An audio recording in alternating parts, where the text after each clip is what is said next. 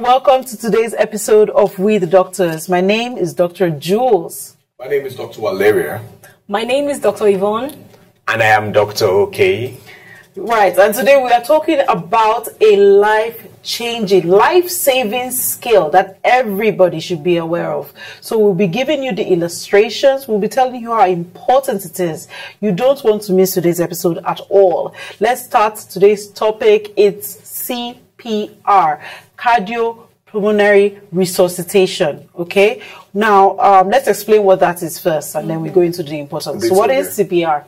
CPR is very simple. Basically, we're just talking about life-saving technique, usually used in cases of emergencies. All right, like when someone has a heart attack or someone is drowning, and when someone stops breathing, or the heartbeat stops. Those are main techniques you use to try and see if you can help to improve circulation and breathing. Exactly, circulation and breathing can be restored by at least before a paramedic comes in. Exactly. I think let me just explain in a broad manner. Most people watch it even on Nollywood movies. Somebody's about to die. The doctor just comes. Do like this exactly. So that's just what CPR is all about. That's what CPR is about. But basically, it's not what you see in the Nollywood movies. Let's make it clear. Yes. Exactly. What is dramatized? So what is different? What's dramatized? No. Yes.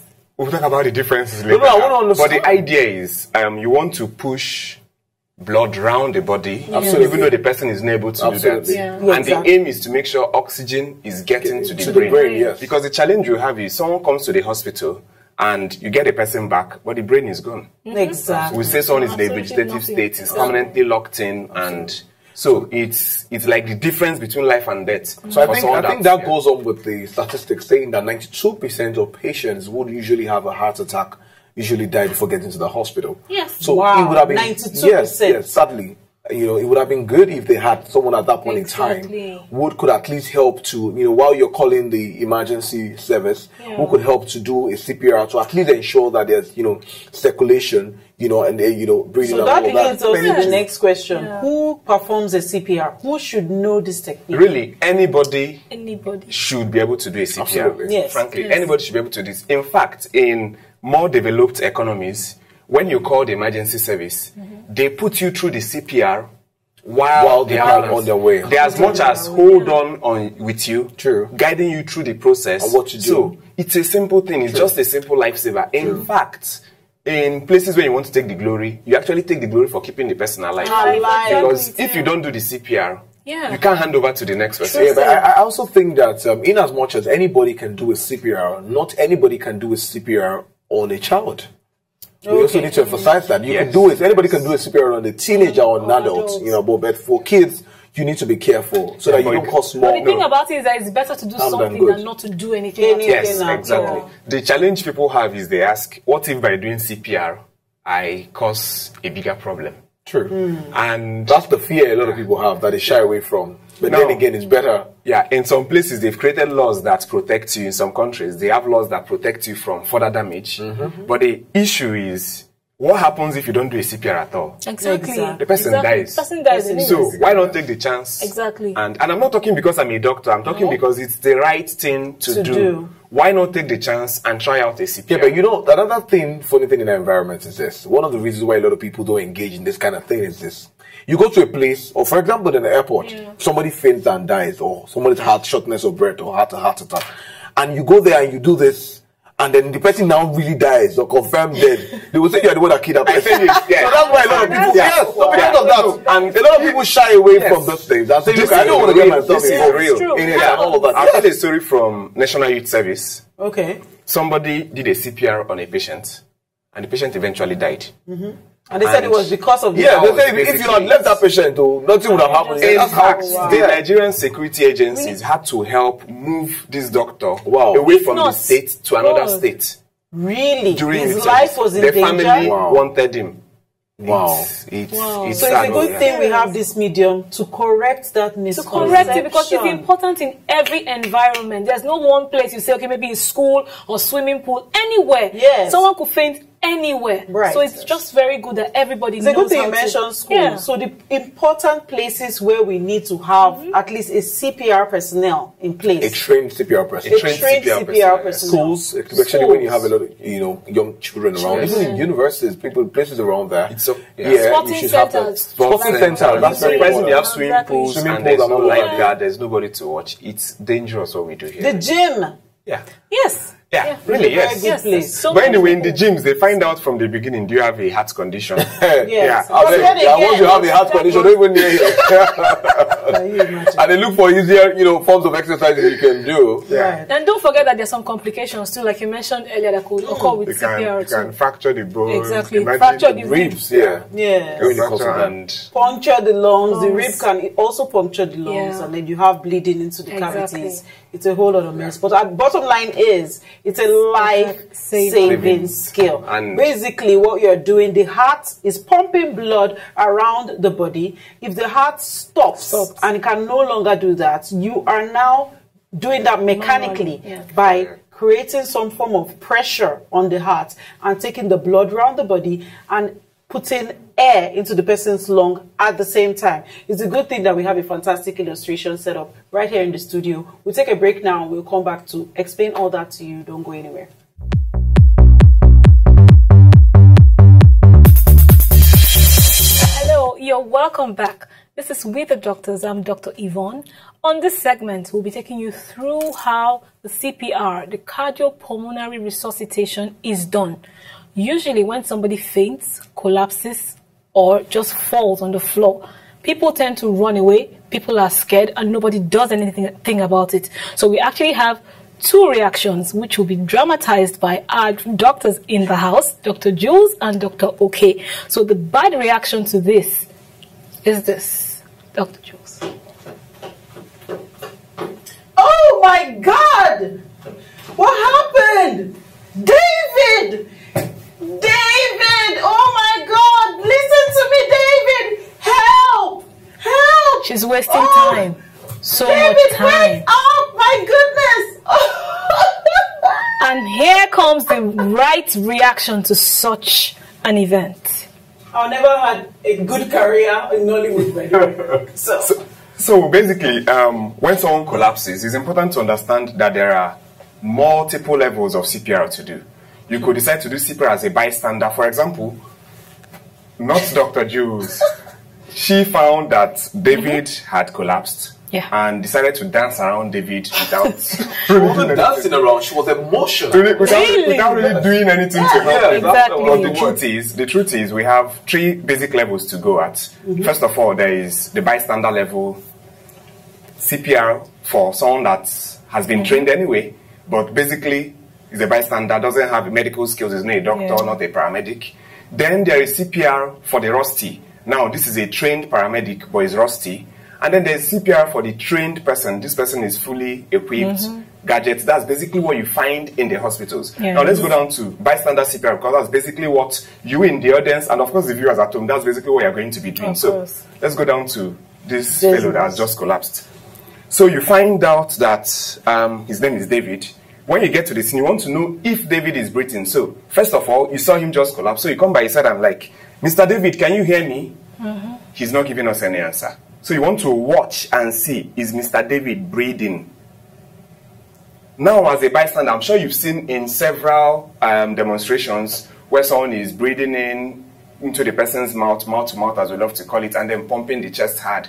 But as a bystander, your job is actually to just do the compressions. This is what happens when you are doing the compression. There's already air left in the lungs. So in as much as they are compressing over the heart, the air in the lungs is still being pushed around, and that's the vital oxygen we need till the team arrives. So you want to first of all check the environment and be sure that there is nothing to harm you. Maybe Mr.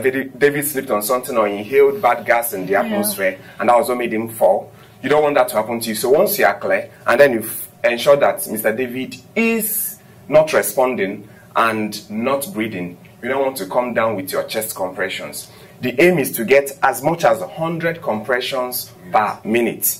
That is to say, attempt to do more than one compression in 1 second.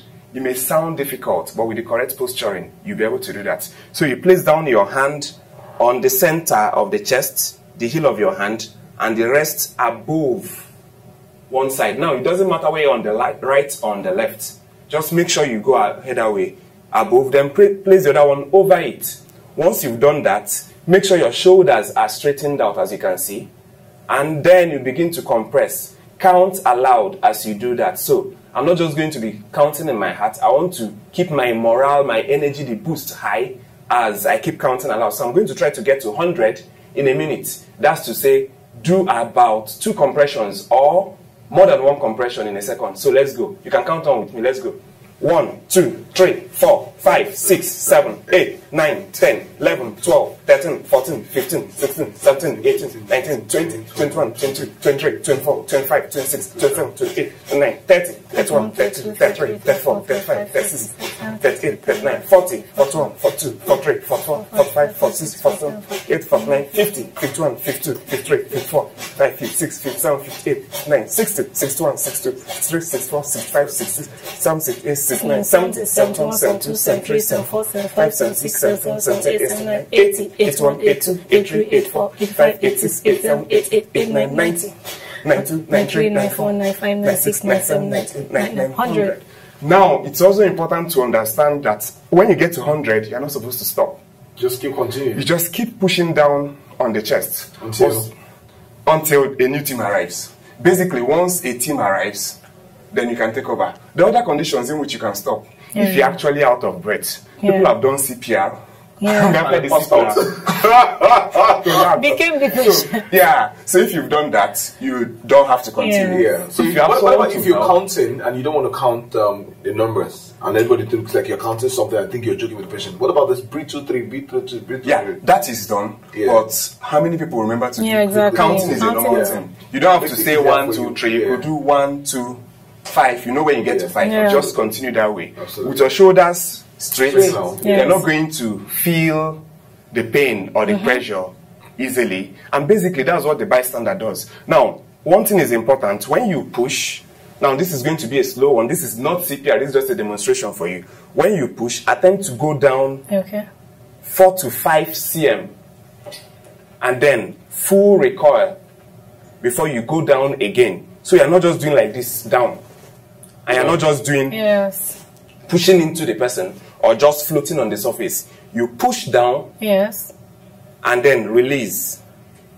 Push down and release. Now, for you watching, as long as you're not a medical person, I won't be asking you to try a mouth to mouth. What you are doing is sufficient to keep the heart pumping and to keep a paramedic or medical personnel. When the medical person comes, there are all sorts of things they do, all sorts of procedures. In fact, at that moment, they've moved away from CPR and now they're doing advanced medical practice. They could come to defibrillate. And basically, we'll be talking about that when we get back. But don't go anywhere because we're going to show you clips from the streets when we try to find out what people thought about CPR. Take a look. Coming up next.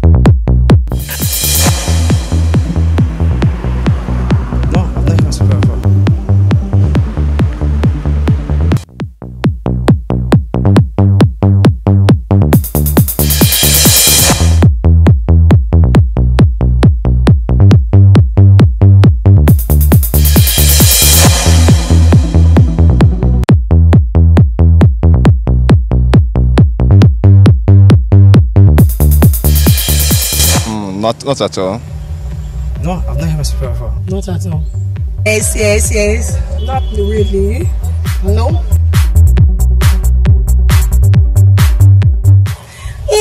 As in when somebody collapses or faints, she is trying to resurrect the person back to life. No. No? No. Okay, I think it's about saving life. No.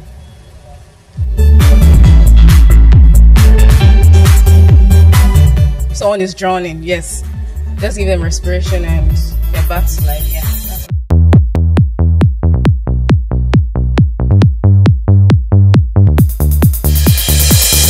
I don't think I've heard of it before. No. Yes, I think. Yes, I have. CPR, I don't really know about that.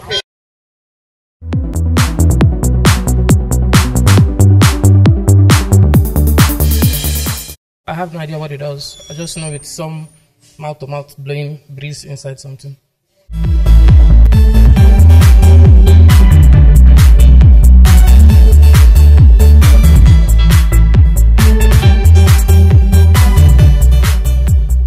CPR. I don't know. There's a mouth-to-mouth respiration. Yeah. CP what? I don't know. No, I don't. Yes. I don't know. I'm not a science student.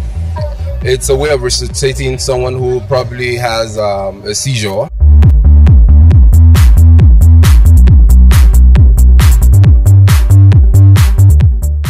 CPR? No. So you don't know what CPR is? No. No. Mouth to mouth, yeah. No. Which one is CPR? What is it meaning? And we're back. That was an interesting clip from the streets. My goodness, what is CPR? It's amazing what people are talking about. But a good thing about today's topic is that we have somebody, when he's not in the studio with us, he does this on a regular basis. So we're going to ask him about his experience and how we can take this to the next level. I'm talking about none other than our very own Dr. Okay. Woo-hoo! Am I supposed to jump up right now? No, we are hailing you now. Yeah. So we're for a talking job well about done. Exactly. Yeah, so for a job well done. That is a very, very tedious job to It be is. a critical care doctor. Please, can you explain to us the nature of your job on a day-to-day basis? I think basically when I decided that was what I wanted to do, even amongst our colleagues, it sounded like, why are you going down to something less than being a doctor? Because why they are perceived as being a paramedic? That's because most times, thoughts. I felt I'm doing pre-hospital care. And I'm happy about it. Keeping someone fine from the home till they get to the hospital. But you know, the main medical stuff is in the hospital. The whole doctor show is in the hospital. So that means most of your day you spend it in an ambulance. Yes. Most of my day I spend in the back of an ambulance. In the back of an ambulance. So you're being driven to a location. Most of my day I spend in the back. I think the fun part of the day is when you get to sit down and watch TV and wait for the next call. Okay, basically. There's a TV in the ambulance? No, not in the ambulance. When you're, it's like you're at a base. I resume work at an office. Okay. I sit and we gist. We don't know what the next thing is going to be. It could be a woman in the house about to give birth. Yeah. That's fine, really. It could be that someone has just collapsed. That's the difficult one, considering the traffic we have. So the best part of the normal day is when you're watching TV or when you get to ride in front with all the... But my point is this. Basically, that kind of job really is, full with tension. Yeah. Because there's a lot of anxiety. You don't know what next. Exactly. Same with a patient that is between life and death. You're worried because you want to make sure that I deliver this patient alive. Has there been a time when you've refused to go with the patient at that point in time? Basically, I would say yes and I would say no. If I refuse to go with a patient, obviously I don't take anybody that is dead, I won't move that. Okay. Because the person is already dead. Yeah. That's not really my business. Mine is to help the family move on to the next. You don't move bodies to the morgue. And that's when I say I work in the back on ambulance, I don't think, I work with dead bodies. No, I'm not a pathologist. Right. And that's basically it. Now, there are times I've said no. No, because what we have on ground, being on ground was better for the person. You know what the traffic is like. You know our culture of not responding to sirens because most of the sirens are being used for the wrong purposes. So even when people hear that of an ambulance, they feel you've just created way for them to move. So they get into your front. And others are clear. It's all sorts of things. Wow. So you would tell someone, who's, for example, a woman whose father or husband is dying, and say, look, I need you to attend to him, get him off, and they say, no, I can't take this person. Basically, right now, I'll tell you, traffic and all. Okay, not because of traffic. Yeah. First of all, pre-hospital care, you have to stabilize the person on the ground. Yeah. On the ground. Somebody has been doing CPR, you want to take over. Yeah. Assuming somebody has been doing CPR. Okay. You want to take over. When I worked in an on-site clinic, still running the ambulance, so I get to the site. Okay. This guy just collapsed. I have to start CPR. But because I'm a doctor, I'm not just a paramedic. I have to move it to the next level. What are the things we have in this ambulance I wanted to ask. Keep you alive? Because some vehicles, let me call them vehicles, do not some deserve that name. They are not equipped at all. There are some basic things that should be in a standard functional ambulance. They don't have defibrillators, they don't have oxygen. Funny enough, even an IV line may not be in some, and they call it an ambulance. No, that only has a siren. That's it's not. It's just the noise that they make. It goes beyond conveying the victim to the hospital. Things happen in an ambulance, right? And the fun part is doing all the work in a small space. It's really crazy when you have to. Doctor, how many times a day do you get to do this CPR? This topic at hand. Considering in a day, doing CPR as an advanced medical personnel, I would say about 2-3 times in a day. No, in a day I would say in a day. Sometimes I don't get at all. Okay. That's a happy day. But I was going to say that how frequent people die or how much attack. The system we run, the system we run here doesn't permit for that. We don't have a centralized system, so we have people registered with companies, and you have events. When events come up, they want you to be there in case someone falls off the how's an emergency and all that. Okay. The system we have here doesn't allow for that. Secondly, challenges we have. There's no central hospital system.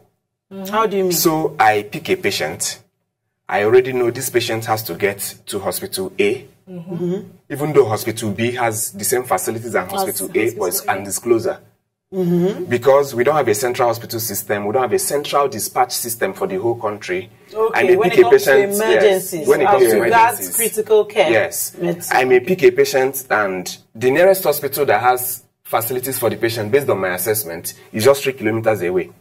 But because the hospital 3 kilometers away does not recognize the patient, or the patient not registered with the hospital, I have to drive 17 kilometers. But that shouldn't be the case. It shouldn't be the case. These are the challenges. Form of emergency. These are the challenges we are having. We don't have who gets to pay. These are questions. But finally, I wanted to ask a quick question. Have you ever had an issue where you were on the road and then someone was, having difficulty in breathing or choking or whatever it is, and then you had to come out and just try to do CPR? To resuscitate. Okay, personally, when I'm driving, frankly, I don't look out for that. I've had that twice in flights.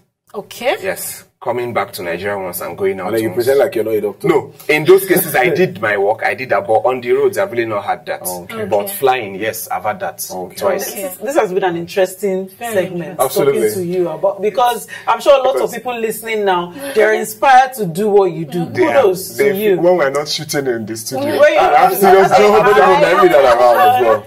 It's a high tension situation. But think about in the hospital, you get the same. You don't know who the next patient is. Yes. You don't know who the next patient is. But for you, every patient is critical. Every patient is critical. I mean, the patient's life is in your hand. But it's the adrenaline rush that keeps me driving. I enjoy it. I enjoy knowing. So now we all know Dr. Okay's high. Anyway, the show continues. When we come back, it's time for Dr. WALERIA. Don't go far.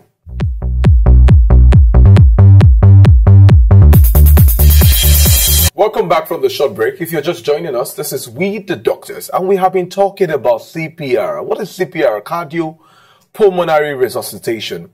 It's been a great and interesting one. Luckily for us, we have in-house Dr. Okay, who works with a critical response service, basically. So he's been into the service for a long while now, basically. But I think apart from the illustration you had showed us earlier on, and then, what we talked about, one of the things we need to emphasize is that you do not move the patient until either medical personnel comes in or you have given CPR. And then during the course of the CPR, you want to make sure that the environment, you want to check around for safety. Be sure that there's no threat of fire, explosion or something around there. So when you're giving CPR, get yourself, caught up in that. Exactly. People want to crowd to watch what you're doing because it's like cinema. Yes. You can imagine a scenario, someone fell from a height. Wow. And then someone rushes to help. And then the thing he fell from falls on him. Oh my goodness! Simply because he didn't look out to find out. And see what was going on. And crazy. I'm talking about containers. True. Oh my goodness. True. This is a real life. Someone falls off a crane. And then someone rushes to help. I think he mentioned that to me before, yes. And then the container itself dropped on the person that wanted to help. I hope this will discourage our viewers and audience from helping out. That you have to be careful, for your own safety, which is very, very important. We are better off with one person that is not in a good shape than having two emergencies. And then, you also need to check for the responsiveness of the patient, like you did earlier on. Yes, and then call for safety. Call the, for help. Emergency helplines. We were saying it earlier on. You think it's 112. There's 112 that works in this country. Yes. Yeah, NEMA works on 112. 112. Pick up your phone and try it now, but don't give fake calls to them, please. Right. Keep the lines open for real emergencies. 112. Lagos State. Lagos State. I think Lagos State is 911. Yes. As simple as that. Are you sure about that? And for 911 is 791. Is that police or something? 797. 791. I think that may be the police services. I'm not sure. Oh, okay. Yes. Other than that, basically, one of the things you want to do when you're trying to give CPR is that you want to make sure that that patient is laid down on a flat, firm surface. You don't put the patient on the the seat, settee, or patients lying in a irregular shaped surface and cozy mattress that you're trying to and then you are compressing the mattress instead of and then if you also notice what Dr. K did, he knelt down right beside the shoulders and the neck. You don't want to stay at the bottom of the feet or stay on top of the patient for patients that are be doing like this basically. And then I think if we do the right things, if you are the only one there, before you start the chest compression, call the emergency service and then you continue it. All right? Or if you're two of you, have one person call them while you are doing that. And if it's just only you, if you can do calling with one hand and then using your other hand. No. I mean, because what I'm trying to say in essence is it's important to note that, look, you can't do this yourself. You need to get the medical service, to you as fast as possible. Because it's possible you're not even doing it the right way. So what's the point you just staying down hoping you're going to achieve a result, whereas you will have calls for help, they'll meet you while during the course of that. When their heart shuts down, sorry, Yvonne, when the heart shuts down, it takes about 4 minutes for the brain to lose oxygen, exactly, and the brain goes golden dead and flat and all of that. So you can save someone's life within the split of 1 to 3 minutes. And again, you see, this is for adults. When we're talking of using 2 hands, one hand on top of the other. For children, you use just one hand before you go and break we actually prefer an experienced person to do for children.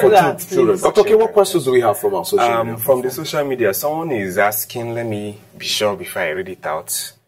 He said his name is Emeka. Okay. And he said that can we tell him the differences between a doctor and a paramedic? A doctor and a paramedic. Emergency paramedic. I'm sure that's probably what he means. Emergency paramedic. I don't know. Let me start. Go ahead. I think basically in this country, we don't have a system for training emergency paramedics. It's sad, but it's true.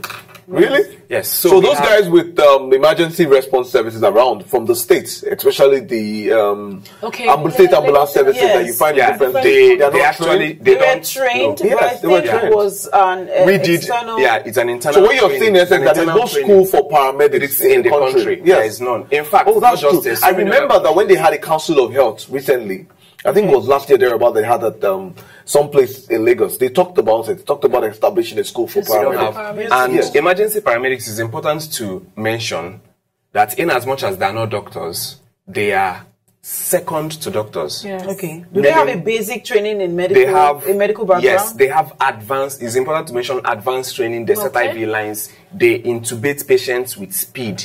Okay. Frankly, I was taught intubation by an emergency paramedics. Yeah, but we also need to specify that they are second to doctors, like you said, with respect to emergencies. Yes. So they are not like doctors generally. So not that you go and see, a paramedic and go and tell him that you have fibroid, you have gynecological cases, and you expect that he will respond. He will respond with emergency. Their job basically is to keep you alive. Yes. Keep your brain getting enough oxygen till they hand before you get to the hospital.